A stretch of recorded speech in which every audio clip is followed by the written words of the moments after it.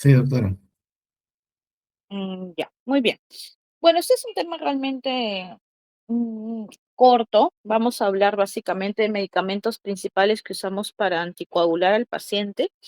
Ya, los usos, las indicaciones, por ahí el mecanismo por el cual, el mecanismo de acción, o sea, cómo es que funcionan estos medicamentos, ¿ya? Y recordar qué contraindicaciones o en qué momento podemos usar uno que otro, ¿no? Y las diferencias entre ellos. Cuando hablemos nosotros de anticoagulación, primero debemos entender qué es lo que viene a ser la hemostasia, ya que en realidad este tratamiento lo que va a hacer al fin y al cabo es alterar mi sistema de hemostasia. Nosotros tenemos un equilibrio en lo que viene a ser la hemostasia, tanto nuestros factores que inducen a la coagulación, como los que este, se podría decir hacen lo contrario, estamos hablando de la fibrinolisis o la anticoagulación, deben estar en constante equilibrio. ¿Para qué? Para que mi paciente no tenga problemas de sangrado ni tampoco problemas de trombosis. Entonces, como les había dicho, nosotros tenemos dos sistemas, sistemas de activadores, o sea, productores o estimuladores de producción de coágulos, como a su vez inhibidores de esto. Tanto es así que tenemos componentes no solo celulares, sino también de tipo vascular, proteico, ¿no? Que van a tener esta función tanto de activación como inhibición. Entonces, las fases normales de mi hemostasia, bueno, ya la saben, la han descrito el día de ayer en el grupo de exposición de coagulopatías, no lo voy a volver a repetir. Lo que nosotros vamos a tratar de hacer con mi paciente es básicamente el anticoagular, o sea, bloquear la producción de coágulos. Por lo tanto, nosotros vamos a tener dos formas o dos mecanismos por los cuales se puede actuar. O bloqueo todo mi sistema procoagulante, o sea, bloqueo la función de producir un coágulo, o potencio mi actividad fibrinolítica. Ambos mecanismos yo podría realizar, ¿para qué? Para tener como consecuencia la llamada anticoagulación. Entonces, como yo les había explicado, las fases de la hemostasia tienen como función, ¿no? Al fin de la hemostasia primaria, formar un coágulo plaquetario, el llamado trombo blanco. En el caso de la hemostasia, la formación del coágulo de fibrina. Entonces, como yo les había descrito, una de las posibilidades es yo bloquear factores, ¿no? O algunas proteínas que me activen estos factores, por lo cual yo estoy evitando la formación o estoy disminuyendo la actividad, ¿no? Que tiene como consecuencia la formación de este coágulo. Entonces es importante conocer los actores o los mediadores por los cuales se van a dar este sistema procoagulante. Acá tenemos la relación de los factores de coagulación. Tenemos múltiples factores de la coagulación, cada uno tiene una función específica en lo que viene a ser la llamada cascada de coagulación. En realidad la cascada de coagulación es como un rompecabezas, no puede existir uno sin el otro, siempre tienen que estar todos presentes y en función adecuada para que se dé de forma equilibrada mi sistema procoagulante, ¿ya? A su vez tenemos enzimas, ¿no? Y como yo les decía, es muy importante saber la presencia de que existe anticoagulantes fisiológicos, o sea, nosotros tenemos inhibidores de la coagulación de forma fisiológica. ¿Quiénes vienen a ser? La antitrombina, que es una de las proteínas principales que me va a bloquear mi función procoagulante, la proteína C y la proteína S, que son proteínas que específicamente bloquean al factor 5 activado, que es un factor muy importante en lo que viene a ser mi sistema de coagulación.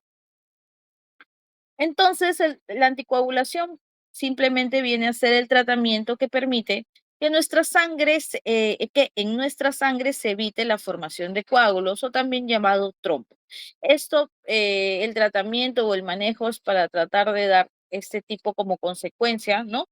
De lo que viene a ser tanto a nivel de vasos venosos como vasos arteriales. Entonces, nosotros podemos tener ambos tipos de trombosis, ¿ya? Las indicaciones. Las indicaciones básicamente es la prevención y el tratamiento de las trombosis venosas, ¿no? O también los tromboembolismos pulmonares, que vienen a ser también trombosis de vasos de mayor calibre y que pueden llegar a comprometer la vida del paciente, ya que se está básicamente dañando o alterando la circulación a nivel pulmonar. La prevención y tratamiento de trombos secundarios a alguna patología cardíaca, como las arritmias, ¿no? La fibrilación auricular, que viene a ser la arritmia cardíaca que más frecuentemente anticoagulamos, ¿no? Si cumple los criterios. Miocardiopatías o hasta hay veces valvulopatías, ¿no? Múltiples que también tienen mucho riesgo a formar múltiples coágulos, también se anticoagulan. La prevención de la trombosis en todos los llamados portadores de prótesis valvulares cardíacas de tipo mecánica, ¿no? Todos los pacientes que llegan a necesitar este tipo de prótesis tienen desde el día 1 de colocación de la prótesis tienen que ser anticoagulados, ya que la presencia de estas prótesis me activan todo mi sistema de coagulación y tienen mucho riesgo a múltiples trombosis y las profilaxis en el tiempo posoperatorio de las cirugías ortopédicas, ¿no? Hay muchas cirugías de cadera, de prótesis básicamente, de caderas o prótesis de rodillas, que los pacientes tienen mucho en su posoperatorio, mucho tiempo que tienen que estar en cama, ¿no? Prácticamente en postración. Eso y más el uso o más la colocación de una prótesis puede tener como consecuencia la presencia de trombosis. Es muy, muy frecuente, especialmente en miembros inferiores. Entonces, para evitar esa complicación, mayormente estos pacientes se anticoagulan. Entonces, ¿qué es la trombosis? Bueno, nosotros sabemos que lo normal es que nuestro sistema venoso o arterial tenga un flujo sanguíneo adecuado. Si hay algún daño, ¿no? O alguna inflamación a nivel endotelial o alguna producción, activación básicamente de mi sistema procoagulante, se va a formar el coágulo. Este puede llegar a formarse un coágulo de fibrina que se adhiere muy bien al endotelio, ya lo han explicado ayer, es muy fuerte, muy, se podría decir, eh, muy estable y por lo tanto eso es lo que me obstruye, me altera el flujo sanguíneo de mi vaso. Eso es lo que viene a ser una trombosis, ¿no? La presencia de un coágulo de fibrina en lo que viene a ser mi pared vascular. ¿Y qué es un émbolo? El émbolo viene a ser este mismo coágulo que se ha desprendido de mi endotelio. Eso puede pasar cuando las trombosis llegan a ser más crónicas, ¿no? Ya este coágulo llega a perder un poco de estabilidad y desprenderse ya de lo que viene a ser en la zona del endotelio y viajar hasta zonas de vasos que pueden tener menor calibre y destruirlo en su totalidad, ¿no? Hemos tenido muchos pacientes con trombosis en miembros inferiores y que al final se ha hecho émbolos, han llegado a mi sistema de circulación pulmonar y han hecho un tromboembolismo pulmonar. Ese es uno de los más frecuentes. Y el otro es, por ejemplo, los émbolos que pueden llegar al sistema nervioso central y hacer las llamadas isquemias cerebrales, ¿no? Entonces, para más o menos entender todo esto, es que se ha dado se podría decir, este preámbulo para hablar de los llamados anticoagulantes en general. Nosotros tenemos en realidad varios tipos de anticoagulantes. Anteriormente solamente teníamos la opción de heparinas, que es un tipo de anticoagulante, y antagonistas de la vitamina K. Actualmente tenemos disponibilidad de los llamados anticoagulantes orales, ¿no? Son anticoagulantes que si bien es cierto, no los vamos a encontrar en todos los hospitales, sí es por lo menos accesible ya para el paciente básicamente ambulatorio. Si bien, si es cierto, su costo es un poquito mayor, pero sin embargo todavía aún está en rango de accesibilidad, ¿no? Los anticoagulantes orales directos vienen a ser, por eso se llama directos, porque tienen una inhibición, se podría decir, específica de un factor de coagulación. Yo les había explicado que para que mi sistema o mi cascada de coagulación funcione, todos mis factores deben estar funcionalmente adecuados. Entonces, si yo inhibo o bloqueo alguno de ellos, es como que se pierde totalmente este sistema de coagulación. Entonces, esto es lo que hacen los anticoagulantes directos. En el caso tenemos dos tipos, los inhibidores directos de la trombina, ¿ya? De la trombina, que viene a ser uno de los factores de coagulación importantes. Este viene a ser el dabigatran. Y los inhibidores selectivos del factor 10 activado. El factor 10A es activado, significa que está formando, está interviniendo en la formación de fibrina. En este caso tenemos dos medicamentos que son de unos, se podría decir, de los más usados, que es el Rivaroxaban y el Apixaban. De los dos, el Apixaban va a tener mucha mayor afinidad, ya que tiene mayor cantidad de estudios que lo avalan en realidad.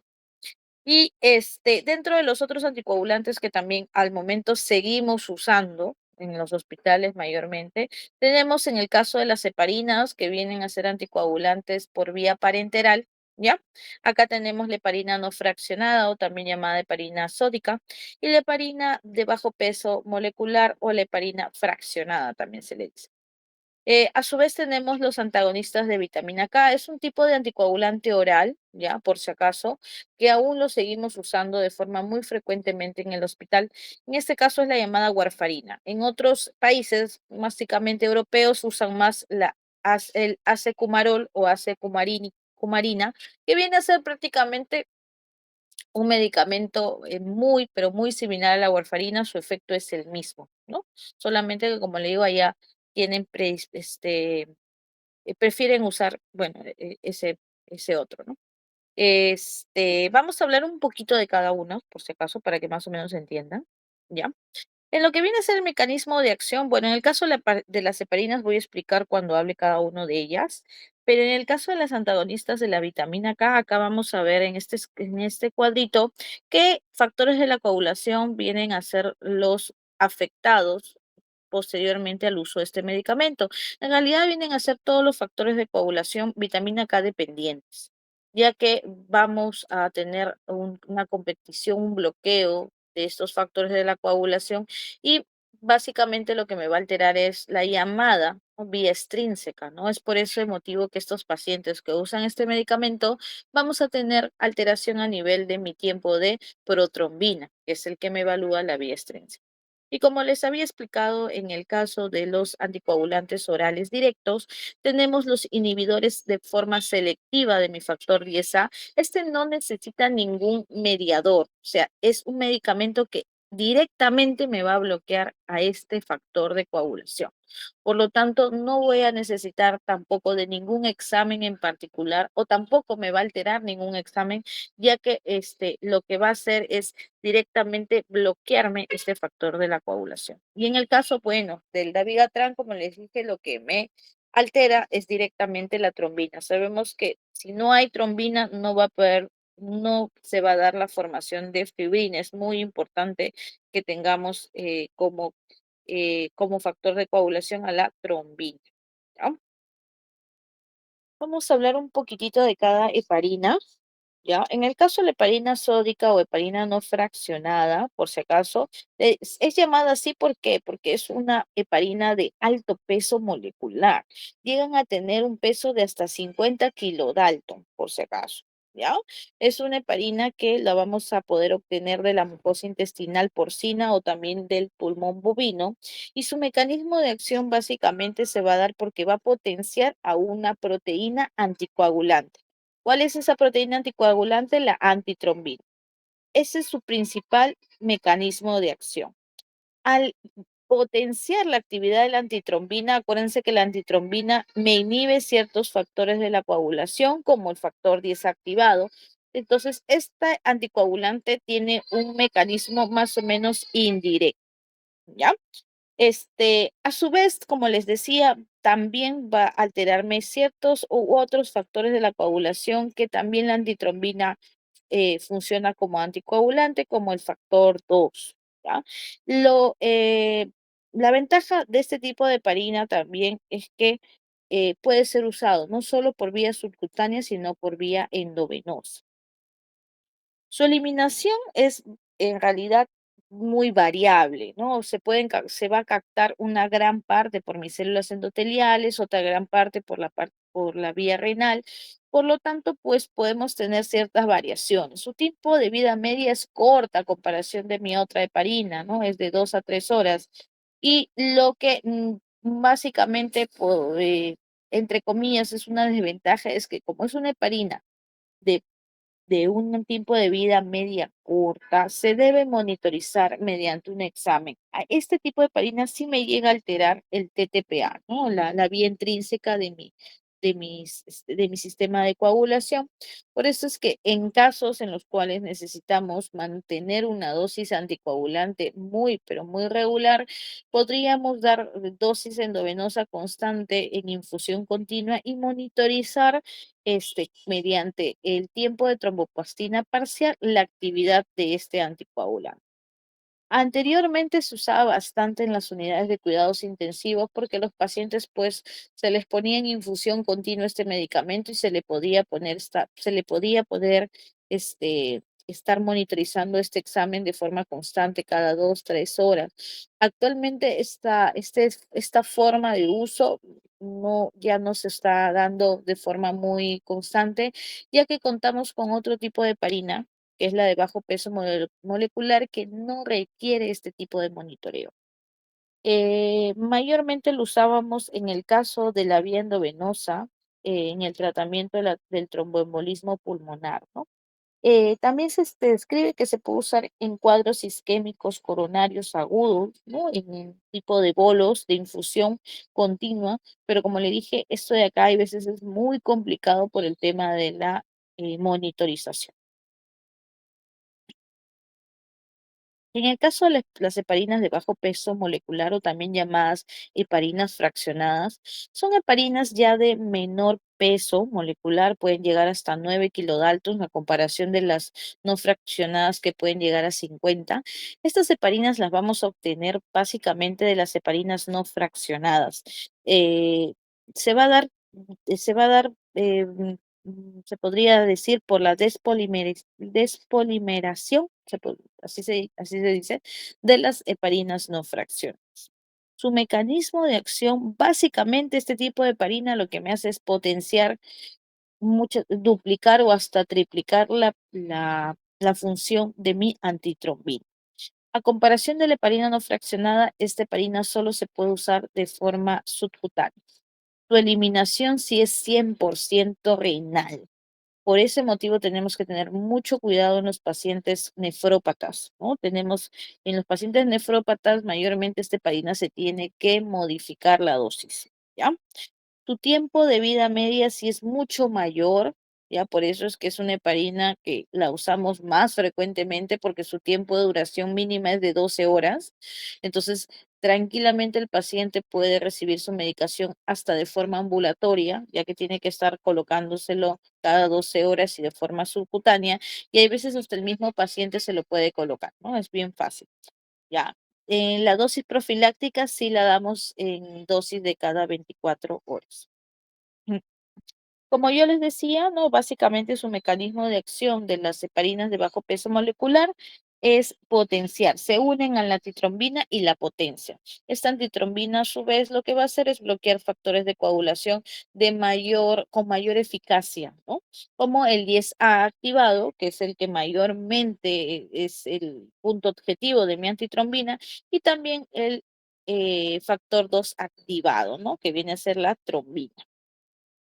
¿Cuáles son las ventajas y las desventajas de usar una heparina de bajo peso molecular? La ventaja, ¿no? Es que no requiero estar monitorizándolo con ningún examen, ya tengo amplio rango terapéutico, o sea, puedo usarlo, como le dije, en cualquier tipo de patología, solo en los casos renales tengo que tener cuidado, y son las heparinas que menos reacciones adversas y o complicaciones tienen. Las desventajas es, como les dije, el tema renal. Tenemos mucho problema con los pacientes falla renal cuando queremos empezar este tipo de heparinas. Y lo otro es la dosis. Mayormente esta heparina es dosis por peso. Entonces, en pacientes que son muy obesos, estamos hablando de más de 120 kilos, no tenemos presentaciones de mayor cantidad y realmente tampoco hay estudios de que aumentando la cantidad por peso en pacientes muy obesos encontremos una buena respuesta. Y lo otro es en pacientes muy delgados, ¿no? La presentación de estas heparinas solamente vienen en 40 y en 60 miligramos. Por lo tanto, si es un pacientito de peso de 30 o 20 kilos, se pierde el medicamento, ¿no? Bueno, son desventajas que se pueden manejar. En el caso de las características que me apoyan el uso de este medicamento es que sí son muy eficaces, ya que su uso se podría decir que te da la confianza y la fiabilidad de que mi paciente está anticoagulado de forma constante, ¿no? O sea, son 12 horas de que sí o sí se va a dar el efecto anticoagulante, ¿no? Por lo tanto, es muy eficaz, especialmente en las primeras semanas de los episodios trombóticos, ¿no? Tanto en las trombosis venosas profundas como en tromboembolismos pulmonares. Se emplea, lo bueno es, la mayoría de veces se puede emplear de forma ambulatoria, no requiere hospitalización de mi paciente. Se puede usar tanto en las cirugías ortopédicas, ¿no? Como les decía, o en las cirugías protéticas. ¿Va? Dentro del grupo de las heparinas de bajo peso molecular, la que usamos nosotros en nuestro medio es la llamada enoxaparina. Como les decía, su forma de presentación viene en ampollas de 40 y 60 miligramos y en los casos de profilaxis se usa solo 40 miligramos al día y en los casos de un tratamiento ya terapéutico sí se tiene que usar 1 miligramo por kilo cada 12 horas. Las complicaciones básicamente de las heparinas están descritas más en las heparinas no fraccionadas o también llamada heparina sódica. En estos casos son más riesgosos el tema de la presencia de osteoporosis o las trombocitopenias inducidas por heparina, ¿no? Que es como una trombocitopenia secundaria a drogas, ¿no? Y eso está mucho más relacionado al uso de la heparina sódica. El antídoto en el caso haya algún grado de sobredosis o alguna complicación de sangrado, en el caso de la heparina no fraccionada es la protamina y en el caso de la proteína de la heparina de bajo peso molecular es el plasma fresco congelado. Eso es con el tema de las heparinas parenterales, ¿no? En el caso de los medicamentos ya vía oral, como yo les había mencionado, tenemos dos tipos, los antagonistas de la vitamina K y los anticoagulantes orales. En el caso de los antagonistas de la vitamina K está la llamada warfarina. La warfarina en realidad es un anticumarínico, lo que hace, como les decía, es antagonizar el efecto que tiene la vitamina K como cofactor o como se podría decir, este potenciador, ¿no? Activador, para que más o menos me entiendan, de ciertos factores de coagulación como vienen a ser el factor 2, 7, 9 y 10. A su vez, este medicamento también puede alterar inicialmente algunas proteínas anticoagulantes como la proteína C y S. Eso hay que tener en cuenta, porque la warfarina, cuando nosotros lo usamos por primera vez, si bien es cierto, puede tener un efecto anticoagulante que demora más en el tiempo, pero también puede tener un efecto procoagulante por alterar la función de mi proteína C y S. Eso es inicialmente. Conforme se va usando el medicamento, este efecto se pierde y se mantiene el efecto anticoagulante. La warfarina, lo único que sí, por ese motivo quizás en otros países prefieren el uso del acecumarol, es la duración del efecto, ¿no? El medicamento, lo malo es que puede llegar a mantenerse en el organismo hasta 5 días, o sea, su efecto puede durar hasta 5 días. Entonces, si yo, por ejemplo, quiero hacerle alguna intervención, algún tipo de procedimiento de tipo invasivo a mi paciente, yo mínimo debo suspender la warfarina 5 días antes y, bueno, iniciar tratamiento con heparinas, que el tiempo de acción es mucho menor. ¿Para qué? Para mantener la anticoagulación hasta esperar a que se elimine en totalidad la warfarina, ¿ya? En cambio, el azocumarol, lo bueno es que la duración del efecto es menor, es máximo hasta 2 días. Eso me da básicamente más tranquilidad de que si mi paciente está sangrando, yo puedo suspender el medicamento y sé que el efecto va a culminar a las 48 horas. En cambio, en el caso de la warfarina, no. En el caso de la warfarina, si hay un sangrado muy, muy activo, mi paciente tiene que acudir por emergencia. ¿Para qué? Para básicamente poner el antídoto que viene a ser la vitamina K. La dosis es entre 5 a 2,5 miligramos al día. Esto es relativo. ¿A qué me refiero? A que el rango, no hay un rango establecido en sí de cómo dar la warfarina. ¿Por qué? Mi, siempre mi objetivo es que yo llegue a monitorizar el medicamento mediante un examen que se llama tiempo de protrombina. El tiempo de protrombina a su vez me da un dato adicional que viene a ser el INR. El INR viene a ser un índice internacional que se halla gracias a este examen del tiempo de protrombina. Este índice o INR lo que hace es a darnos una idea de cómo está siendo anticoagulado a mi paciente. Para yo tener un rango estable, o sea, un rango en el cual yo sepa que mi paciente está anticoagulado y no va a tener riesgo a sangrado, yo debo mantener mi NR entre 2 a 3, ya, por si acaso. Entonces, muchos pacientes inician el tratamiento con una pastilla de 5 miligramos al día, pero en los controles vemos que pueden o pasar el rango de INR o estar en menor cantidad. Entonces, en esos casos se aumenta la dosis o se disminuye. En realidad es un poco complejo el tema del monitoreo porque tienes que estar, hay veces, cambiando el esquema de tratamiento del paciente de forma constante. Por eso esos pacientitos mínimo tienen que venir una vez al mes para ver cómo va el rango de INR, hasta alcanzar el rango estable, por si acaso. ¿En qué lo usamos? En todos los cuadros de trombosis, ya en todos los pacientes con arritmias cardíacas que requieren anticoagulación. Es de predilección en el caso de pacientes portadores de prótesis, por si acaso tienen un mejor efecto. No, ahí no se usan los anticoagulantes orales. Y también se puede usar en los profilaxis de trombosis cuando hay algún factor de riesgo en particular. Los valores terapéuticos, como yo les decía, es mantener un INR de 2 a 3. En algunos casos en los cuales, por ejemplo, necesitamos un mayor efecto anticoagulante, llegamos a rangos de 2,5 a 3,5. Ahí vienen a ser los pacientes portadores de prótesis valvulares y los SAF que tengan mucha frecuencia a trombosis. Hay que tener en cuenta que se debe evitar la asociación de ciertos medicamentos. El otro problema con la warfarina es que la warfarina es un medicamento muy lábil y hace muchas veces interacciona con otros medicamentos, ¿ya? Especialmente en los antimicóticos, como el itraconazol, el cotonazol, el ketoconazol, tenemos que tener mucho cuidado, me altera mucho, hace mucha interacción y puede potenciar la acción de la warfarina y mi paciente tener algún sangrado. También los antituberculosos están descritos como desaconsejados y algunos antiepilépticos como la fenitoína. Son medicamentos que están descritos que me pueden alterar y potenciar mucho la función de mi warfarina. ¿Qué contraindicaría el uso? Definitivamente un sangrado activo, una hemorragia activa, que sea de cualquier órgano o tejido, me contraindica el uso en realidad de cualquier anticoagulante. Las contraindicaciones relativas pueden ser algún factor por ahí de riesgo que pueda tener mi paciente, pero sin embargo no hay un sangrado activo.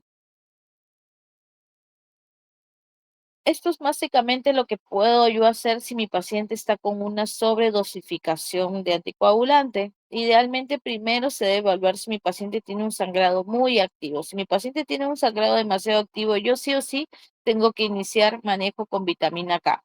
Si vemos que combinar con vitamina K, con el uso de vitamina K no mejora el sangrado, puedo usar plasma fresco congelado. En el caso, no tengamos nosotros ningún sangrado que amenace la vida de mi paciente, o sea, no es un sangrado tan elevado. Si el INR está menos de 5, podríamos disminuir y suspender la warfarina por algunos días, ¿no? Pero en el caso, ¿cómo se llama? El rango de INR esté entre 5 y 9, ya deberíamos sí o sí suspender, ¿no? Por lo menos entre dos, hay veces dos hasta tres dosis, o se podría decir, ya, y empezar a reducir la dosis de warfarina al 50% en algunos casos. En el caso si tengo un rango mayor, estamos hablando de más de 9. Si bien es cierto, mi paciente no está sangrando, tengo sí o sí también que suspender el medicamento por más días y iniciar o rehacer un esquema de tratamiento a una dosis mucho más baja. Normalmente cuando yo tengo una sobredosificación de warfarina, el uso de vitamina K debería normalizar mi INR en las próximas 6 horas, ¿no?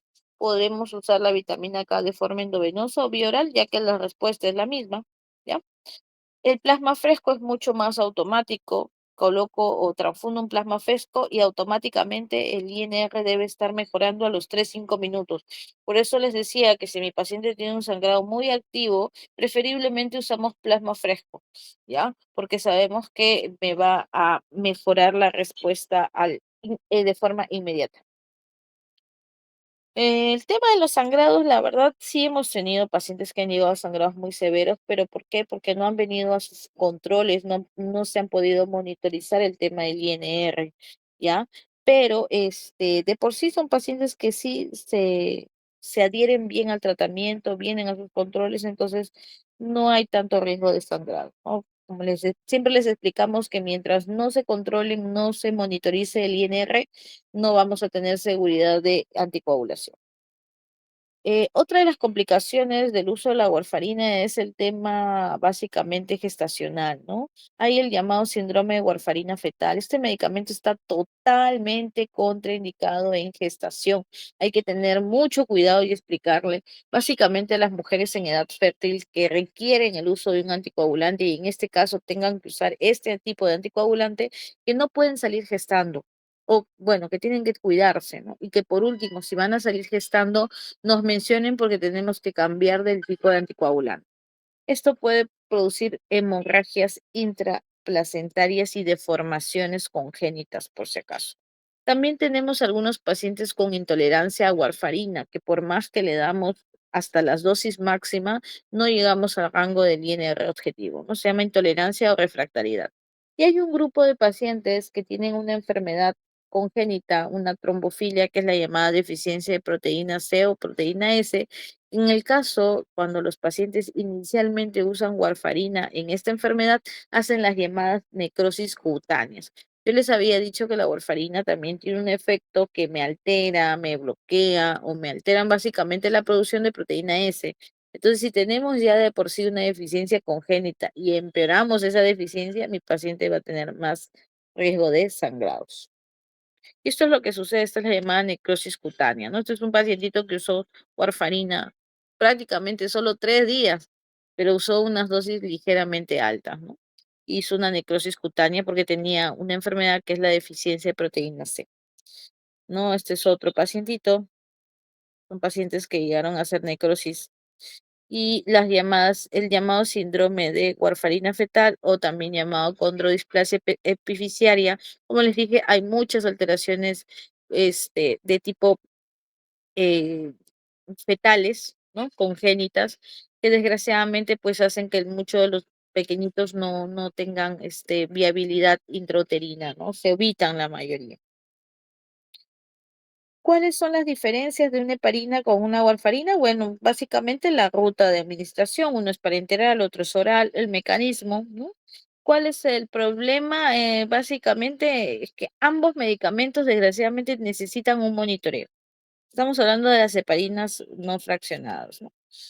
Ese es uno de los más inconvenientes, que el paciente sí o sí tiene que hacerse controles para poder saber si está anticoagulado. En cambio, la heparina no fraccionada sí no tengo ese problema. Perdón, heparina de bajo peso molecular no tengo ese problema. Bueno, y como ya les había descrito, no puedo usar warfarinas en gestación. Lo bueno es que sí puedo usar heparinas, son seguras, ¿ya? Y los antídotos, bueno, en la warfarina el antídoto es la vitamina K, en las heparinas en este caso, la no fraccionada, el sulfato de protamina. Y para terminar, solamente hablar un poquitito de los nuevos anticoagulantes orales. Ya yo les había explicado que son anticoagulantes específicos, me van a bloquear específicamente. En el caso el de Vigatran, lo que viene a ser la trombina, y en el caso del Rivaroxaban y el Apixaban, el factor 10 activado. Hay otro anticoagulante oral que la verdad no lo usamos acá, lo usan en otros lugares, el Ecdoxaban, ¿no? Que tiene el mismo mecanismo de acción. ¿Cuál es la diferencia? O para que más o menos se entiendan, ¿cuál es la diferencia con otros medicamentos como la warfarina, que también es vía oral?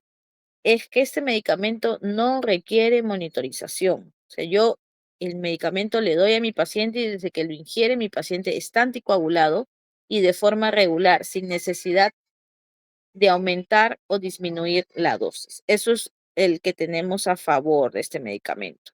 ¿Cuál es la contraindicación? El precio es un medicamento, desgraciadamente, que si bien es cierto, no es tan caro, igual a comparación de la warfarina, pues puede llegar a costar 5 o hasta 6 veces su precio, ¿no?